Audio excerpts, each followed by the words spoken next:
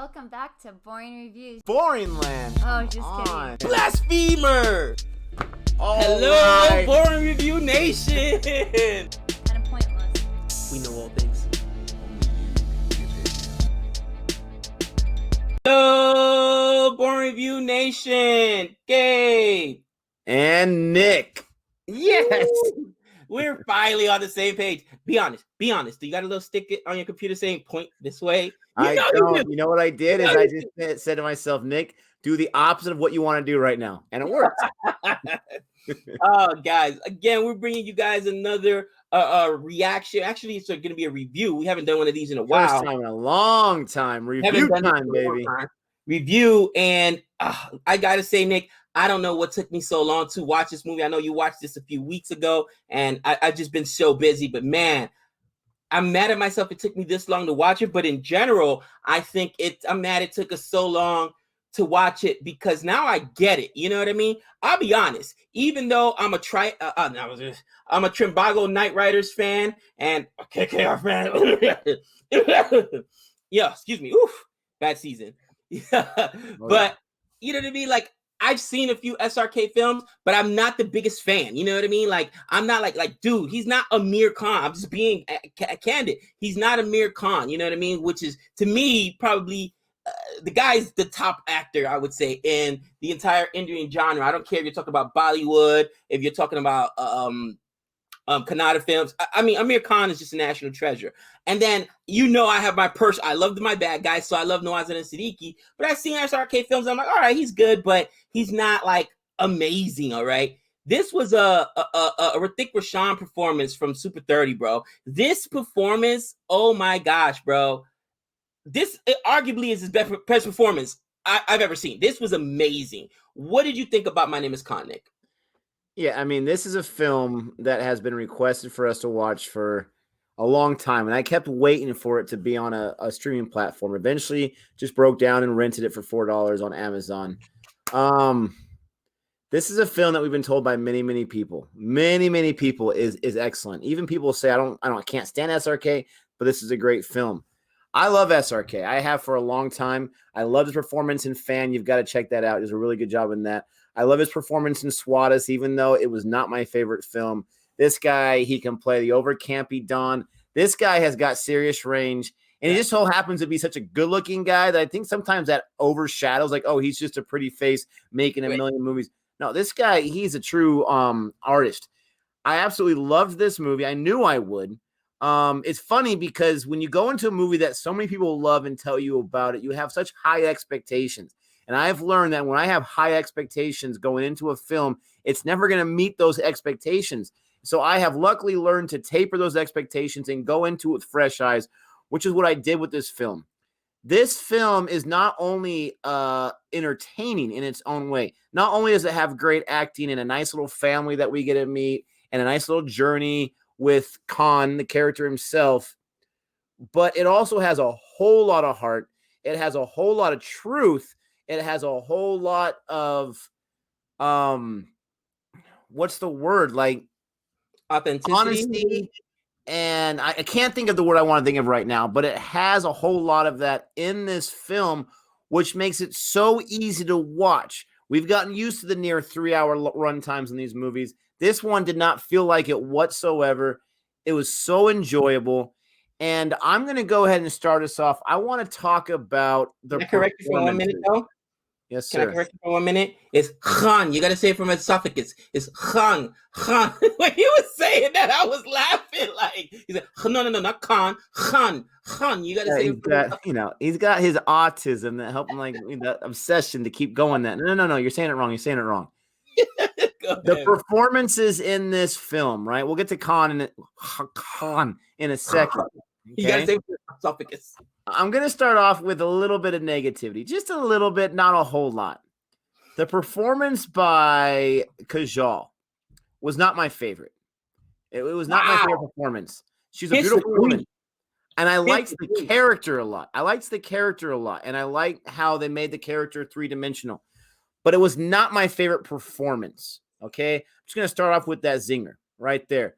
I've asked about this guy, Shimi Shergill, before, and it was nice to see him in this film. He did a fine job. I'm trying to find the name of the kid who played Sam, I believe his name was. Yeah, Sam, the son. This guy did a great job. And I think he looks older now, so maybe I don't know if that's him.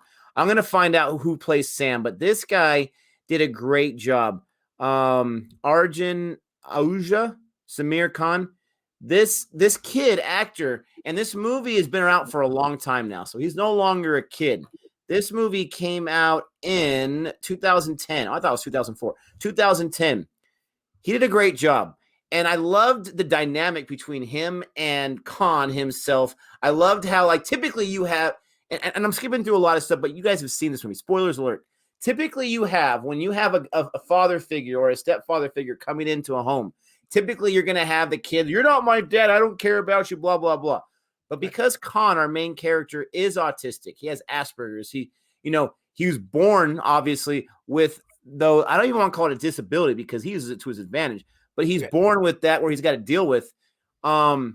He looks at Samir, and he says it in the movie, as his best friend. And I just love their relationship. I love how they're playing video games. And not right now, mom. Not right now, mom. I mean, both of them. Both. Ooh, don't kiss me right now. So gross. We're trying to do something. I mean, it was hilarious. It was a fantastic dynamic. And we'll talk more about the Sam character later on. But like you said, SRK does such a great job as this character. To play someone who has a disability, and I don't like calling autism a disability. I don't.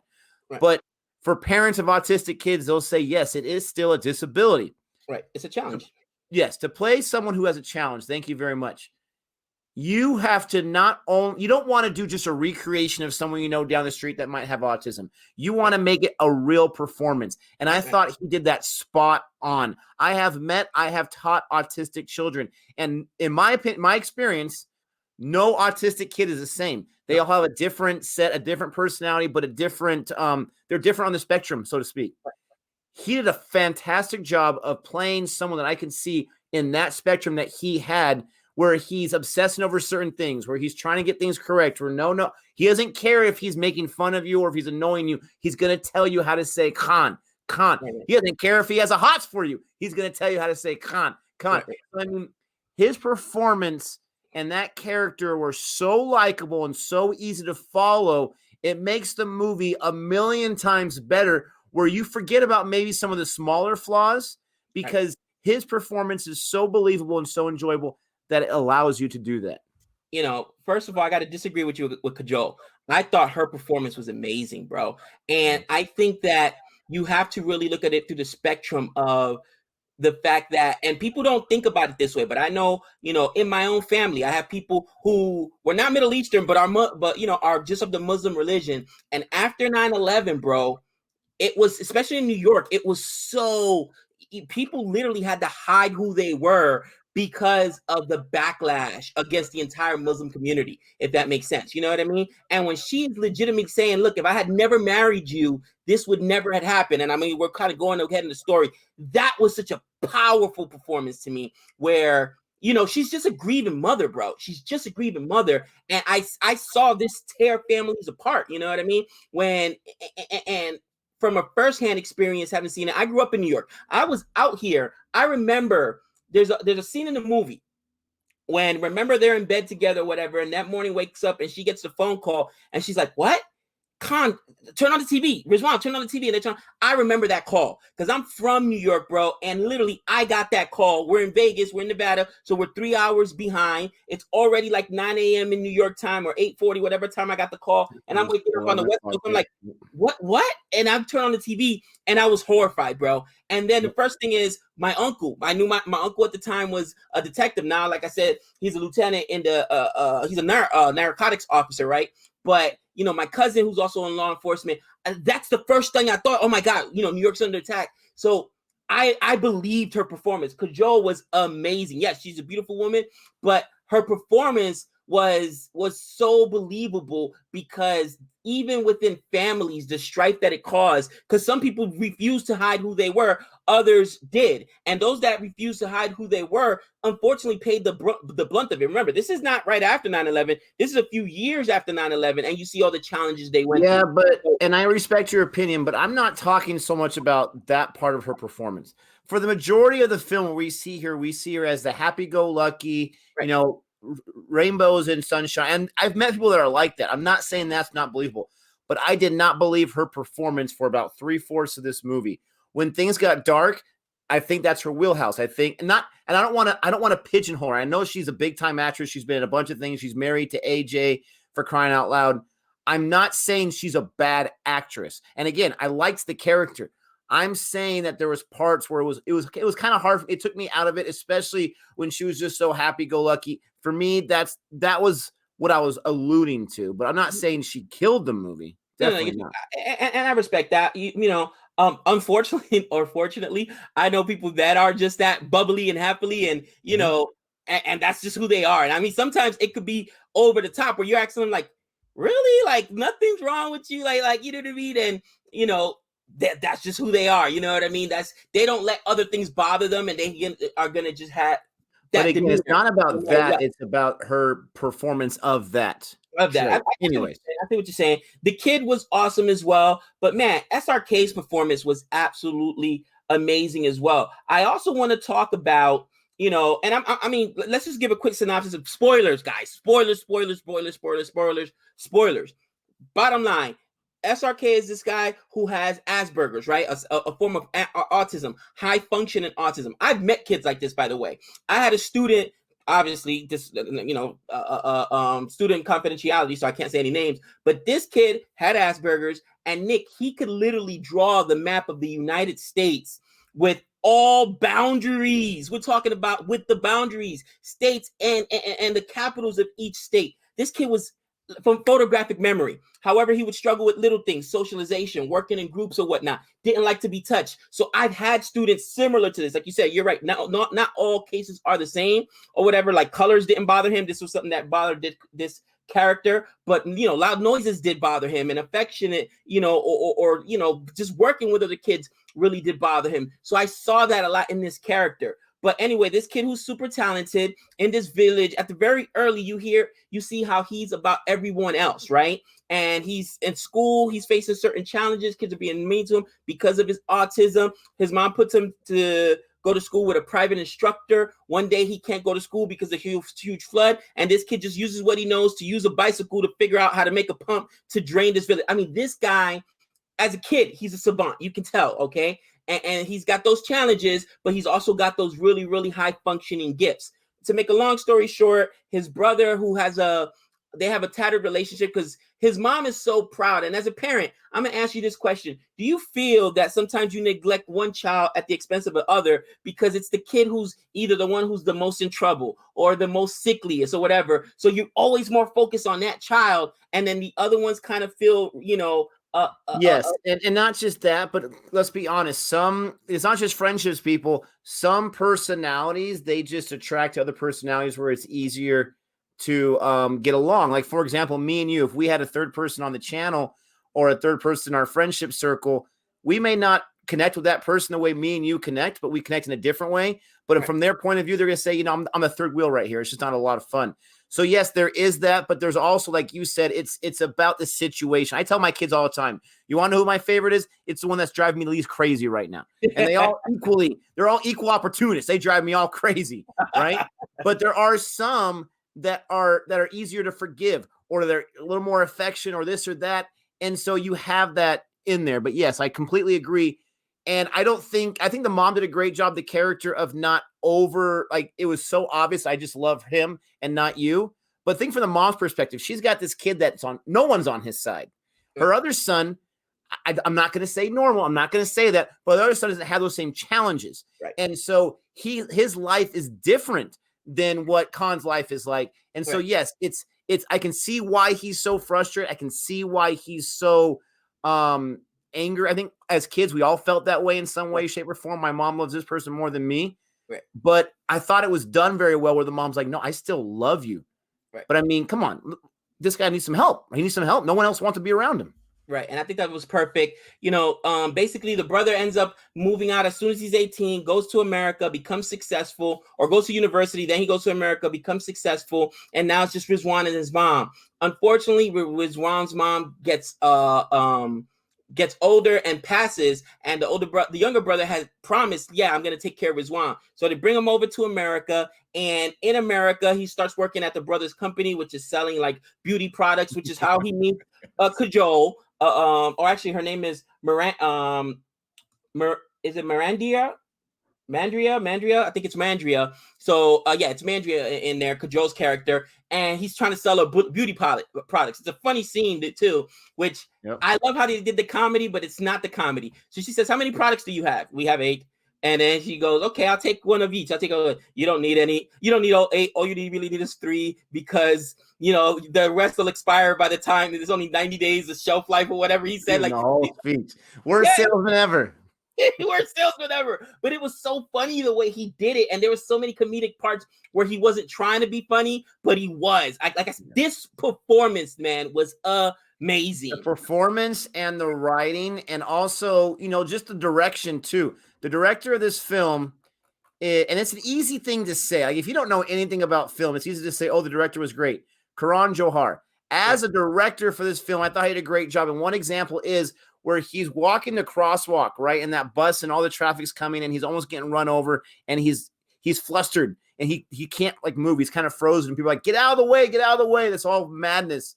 You have Mandira, is that her name? You got her, trying to come in and trying to help him out and ease him off, and he's not able to focus on anyone because he's just so flustered and he's so wrapped up and so tense that the director shows it to us where she's like this guiding light, almost like this beacon, this voice that for some reason he's just instantly attracted. For most of us guys, we see a woman as beautiful as Kajol and we say, "Oh yeah, I'm in," right?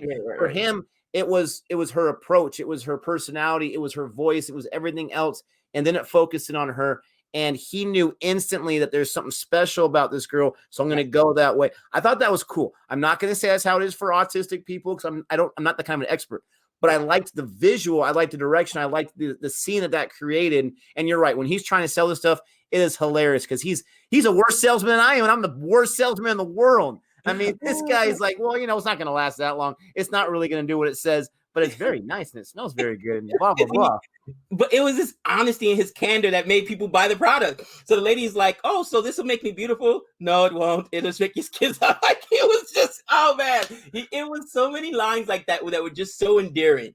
In any event, make a long story short, he meets his mom, finds out she has a son. He doesn't care. He's all in. He falls in love. He keeps, telling her, "I want to marry her. I want to marry her. I want to marry her." She's like, "Marriage is a serious thing." He says, "When you show me something I haven't seen, because I've been in San Francisco forever, then I'll marry you." And he goes out of his way to try to show her something he's never seen.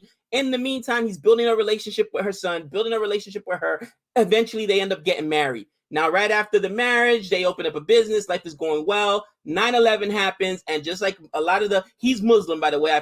He's Indian, but he's Muslim. And she's Hindi. And then right after 9/11, again, a lot of Muslims almost have to go into hiding because of what happens. She had changed her last name to Khan and her son's last name to Khan. And what happened then was at the school, the son gets bullied, and eventually he befalls a tragedy where he's killed. Now, that is the one part of the movie that really upset me because, listen, you can totally die from a beatdown. I would have taken if you get into a fist fight or whatever and 5 or 6 kids jump you like did in this movie and they rupture your spleen. That could happen. But they made it seem like it was a soccer ball getting kicked at him and hitting him in his abdomen that ruptured his spleen. Let me tell you something. I've watched a lot of soccer or football. Never have I seen guys go down because of a soccer ball. That doesn't happen, all right? It was because of the beatdown, but the way they filmed it, it seemed like the guy kicked the ball so hard that it ruptured his spleen. What? That didn't even make sense. I don't know why the director chose that creative choice there. Maybe it was because then later on they could call it like manslaughter as opposed to homicide, which it was homicide. Bottom line, those kids jumped him, his spleen ruptured. I don't know what was his goal of putting that in there, to be honest with you. It kind of confused me. No, and they made it so dramatic. It was dumb. It was way too, and I praised the director before. I agree with you. Bad call. I don't understand it either because you're right. The beatdown is malicious enough. It's bad enough. Now, to be annoying, I do think the difference between manslaughter and homicide is the intent. I don't think their intent was to kill him, but they were being very, very foolish and very, very stupid with how they were beaten down. We're not going to be able to talk about everything in this film, but I do want to mention about, the post 9/11 and how the relationships changed. They had that family, for all intents and purposes, an all-American family, whatever you want to call, next door. They become friends. He becomes best friends with the son, and then the son's father dies. Right, his son's father dies, and remind me, how does his father die again? I can't exactly remember. Well, it was one of the funniest scenes again of the whole film. Right before the father's going to get sent away on assignment, he's a reporter, so he's going to get sent away to cover the war in Iraq, and which is following 9/11. And they're at the house. They're having dinner, this farewell dinner, kind of, because they've grown close over the year. So the all-American wife, right? She cooks a new chicken dish. So he's kind of looking at it, eating it. She's like, "Did you like it?" He's like, "No, it is not good. He'll make it again." And it breaks the tension. Everybody starts laughing. He says, "I don't know why everyone is laughing. I'm being honest. This is really, really bad." But just his candor and so many endearing moments like that. But yes, the father dies after going to. Or just like when he's making fun of Mandira for her singing, "Don't do it. Please stop. It's bad." And he's trying to convince her to marry him. No, he had a lot of great moments like that. So the dad dies as a result of the war. And because of the frustration in that guy's son, who's best friends with Sam, it creates a wedge, which this is something that would naturally happen. And you got people in your ear, oh, this guy, he's Muslim, he's part of the whole problem, which is just ridiculous. But this was a big thing in the States during that time. Big, big thing. Right. Still have the effects of that, right? Right. And so what they did with that and making it real, not overhanded, but a big dose of that with the prejudice and the hate and all that kind of stuff, that made the movie even more, I don't want to say enjoyable, because I enjoy watching people treat people that way, but it made it more real and it made it more of a film. And you have this scene where Khan, when he's coming to the States, he's getting, felt up in the whole 9 yards by the security, TSA or whatever. And 3 scenes stood with me, and I don't want to forget it. 3 scenes in this movie, Nick, stood with me, and that was one of them. You say it right now, bro, and we make a joke. You and I both know we've traveled together. Nick, I get pulled over at TSA every single. I have not flown in my adult life and not been. I get random. You know this firsthand. I'm always randomly selected, bro. But it wasn't like that. Like, dude, they're in his mouth. They're in his bags. They're like. And that first scene, that's the opening scene. I'm so glad you talked about it. Was so hard to watch. Unless you've been back there and you get randomly selected and you feel violated that way, you don't know what it feels like, man. And I mean, wow, I'm so glad you mentioned that scene, bro. Continue. I'm sorry to cut you off. Yeah, so no, you're not. And so he's getting the whole 9 yards, the whole inspection. Oh, this guy's, he's Muslim. He's got to be a bad guy. We're going to check all this stuff out above and beyond. He eventually, he talks about how he wants to meet the president and he wants to talk to the president. And because basically his wife says, we cannot be together anymore because you're Muslim and I'm Hindu. It's just not going to work out until you get the president to admit that you're not a terrorist.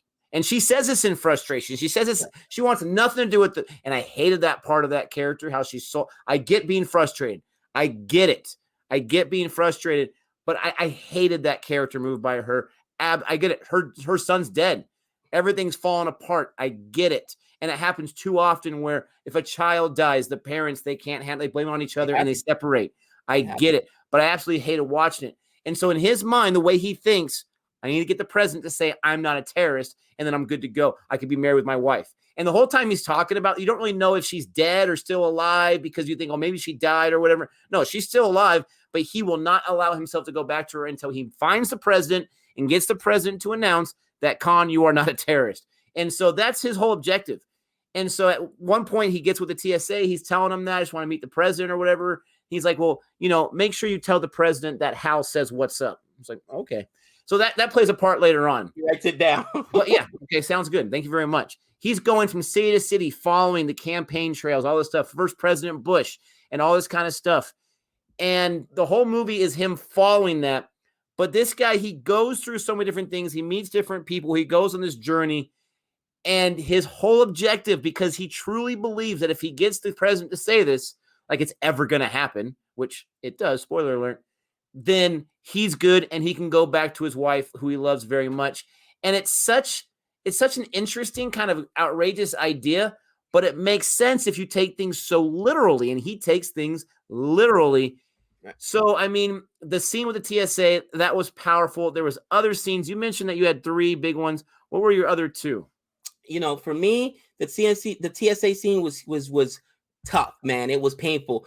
Again, that 9/11 call, everybody who remembers, that was old enough to remember, if you got that call, that was the second scene that really stood with me. And I think the third scene that stood with me was because he's following him. Eventually he gets arrested because he finally gets to a rally where the president's at, and what he says is, "Mr. President, my name is Calm, and I am not a terrorist." Somebody in there hears terrorist, and everybody flips. Here comes the cops. They arrest him, and you can see how they're torturing him. First, they're making it too hot, then they're making it too cold. They got him sleeping on an ice brick, and in his mind, he's thinking, "I offered to fix the air conditioning, but they wouldn't let me. I offered to fix the heat, but they wouldn't let him." He doesn't realize he's being tortured. But I think that when the story broke, it was something that a guy said where it was like, what's he doing trying to talk to the president? Why is he trying to meet the president? And I don't know if the guy was Indian, Hindi, Muslim, didn't matter. But the one guy says, the question shouldn't be why should he, is why can't an average citizen meet their president? What's wrong with him meeting? Does that mean they're a terrorist? He's got something who doesn't matter what his reasons for. Okay. Ultimately, the president of the United States responds to us. He works for us. We put him in office. Okay. He should be answering our letters. He should be answering our phone calls. Is it that simple, people? It's not. But because he was following him around, trying to just and they documented it. This is how it works. Oh, he was in this place at this time. We got him flying here, flying there. He's following the president around the country. They automatically think he's a terrorist. No, he was trying to contact them. And that stood with me because it was like that line, like, what's wrong with the average citizen trying to meet their leader? Well, trying to meet their president. Not why is he trying to? Why can't he? And that was really a very powerful line to me in this film, Nick. But man, I absolutely love this performance, dude. There's a few like random things that really stuck with me. One, as he's traveling around, he's trying to get money to fund his way of traveling. And so he has this sign where he says, "I'll fix anything for money," right? And so he tries to fix this one thing and then he changes it. Almost anything. Almost anything. It was hilarious. Just a small little thing. It made me crack up. Also, when he oh man, it just escaped my mind. When he is oh shoot, I'm sure it'll come to me. But I love where he meets, and what's her name? Mama. Just Mama. Mama and the little boy, I can't remember his name. Funny hair Joel. Mama Jenny and funny hair Joel. Yeah. So funny hair Joel gets injured. He's like, and Khan's just sitting there like he's not thinking I should help this kid out. Will you help me, please? Oh, okay. I don't see why not. And he gets up and he helps him out. He meets his cool family and he builds a relationship with them, and he really, really cares about them. He gets to know them pretty well as he's on his journey doing this or that. I love that whole aspect, and I'll let you talk about it, but I finally remember the other thing was when oh my gosh, did it really just escape my mind again? This is driving me crazy. When he goes to the fundraiser dinner, right? And she's like $500, and he's like, okay, $500, here you go. And she's like, sir, it's only for Christians. And it's just like heartbreaking. Like, but the president's going to be there. This guy's paying for it. Does he take the money back? No. He's just like, all right, well, this is for your charity. Thank you very much. And he just walks away. And it's like, this guy is like such a good human being. I mean, maybe, honestly, if all of us had autism, would life be much easier? I think so, because if we all were candid like that and we took things literally like that, but that same scene, it was so funny because he goes, are there Christians in Africa? Because it was for Africa. So he kind of calls her out or whatever. He goes, okay, that's 500 right there. It was like, bro, this performance was so endearing. And I'll tell you right now, there's been many actors that playing a challenged person has ruined their careers. Okay, ruined their careers. All right, Sean Penn, I Am Sam. Check it out, bro. Have you heard from Sean Penn after that? But that didn't ruin his career, though.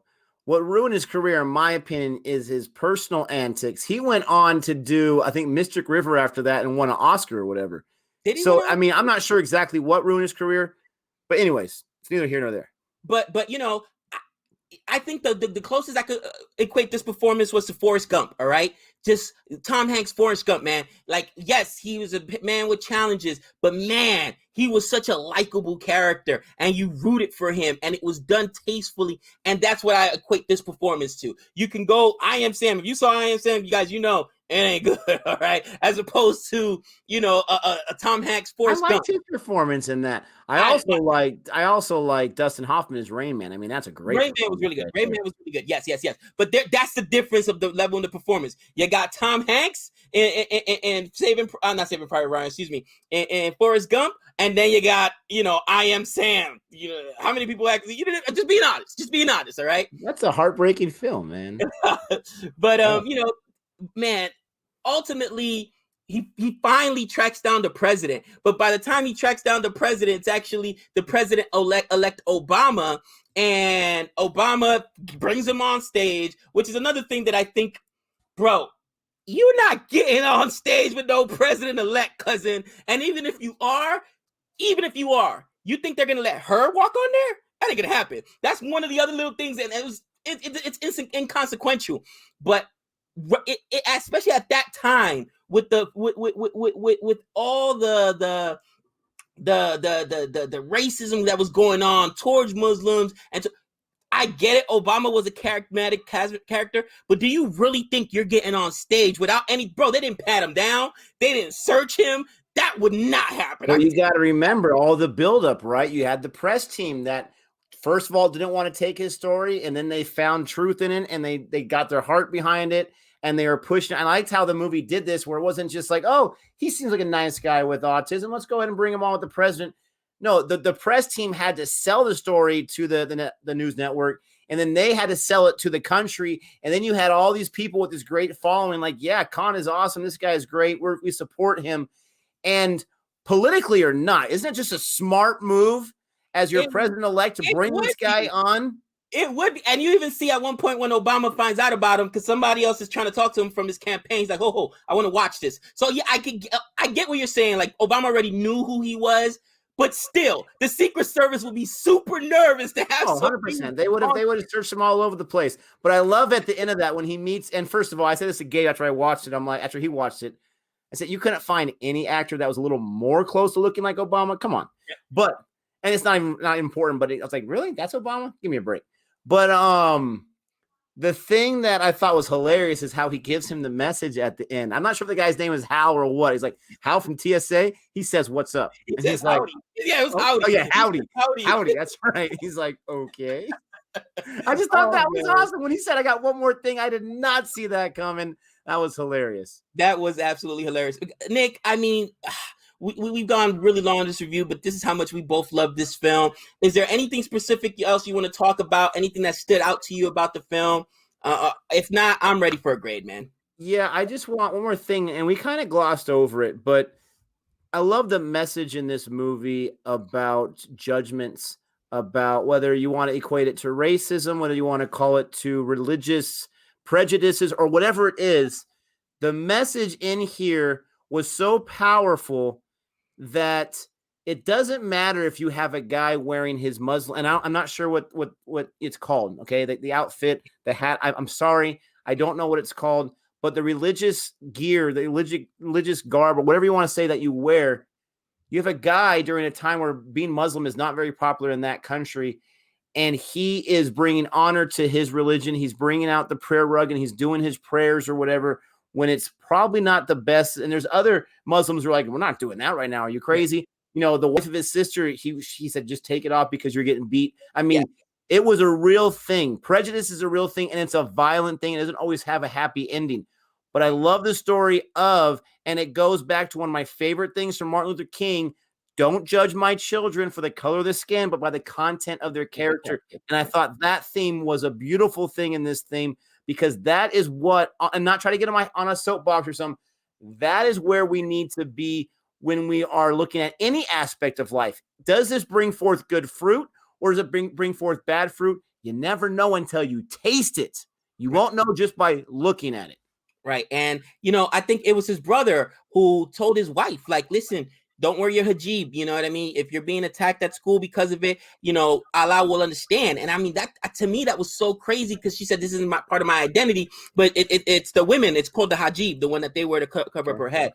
You know, on that same token, it was his act of kindness and his act of honesty actually that ends up saving him. And we almost glossed over that because they've got him now in one of those black sites where he's being tortured. And you know, they even said my brother called the FBI because he does end up going to a mosque, right, to pray, and he sees how there's one guy in there just spreading hate, spreading venom, trying to recruit.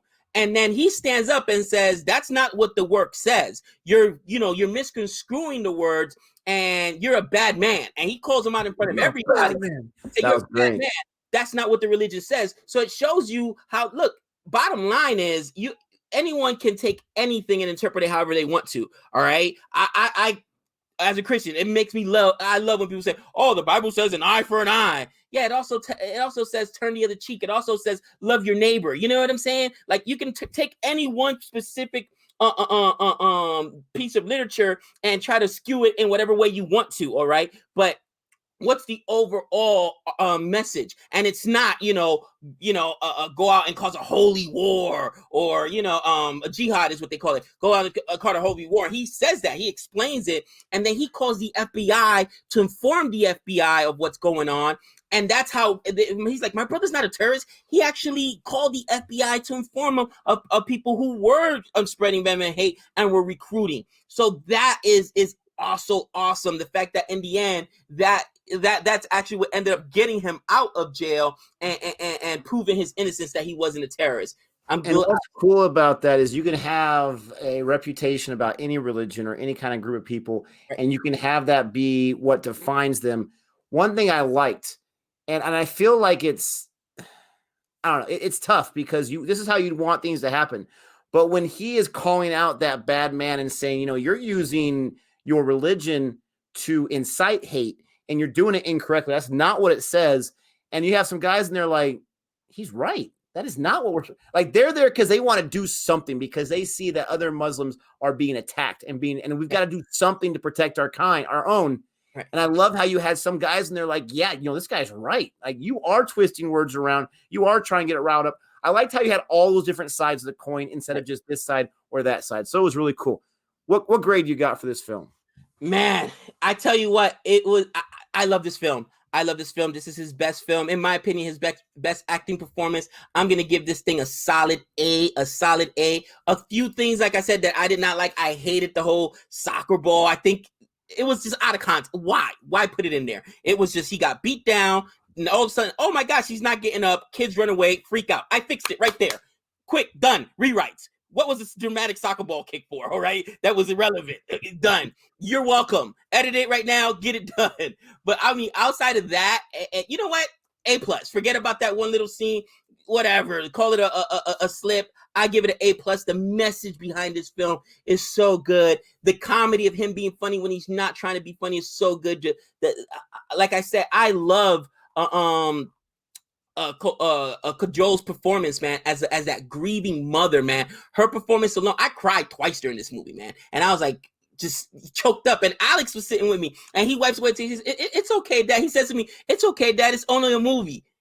And this is my 9-year-old, and in my mind, I'm thinking, yeah, it's only a movie, but you don't realize this is stuff that really happened. But I want him to still have his childhood mentality of, oh, it's only a movie, as opposed to, oh man, this stuff really happened. It's based on real events and things that really did affect people. But man, I give it an A+. How about you, Nick?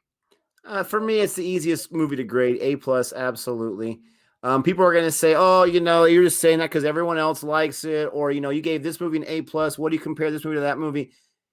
It's an A+ because not only does it check all the boxes for me, even though I wasn't a big fan of the performance that you really enjoyed. So I think that's interesting. We had complete different outlooks there, but it's an A+ because of how it made me think afterwards, days after. This is something I want to talk to Jody about. This was something that I wanted to, do a review on, but I had to wait for you. I don't want to spoil anything.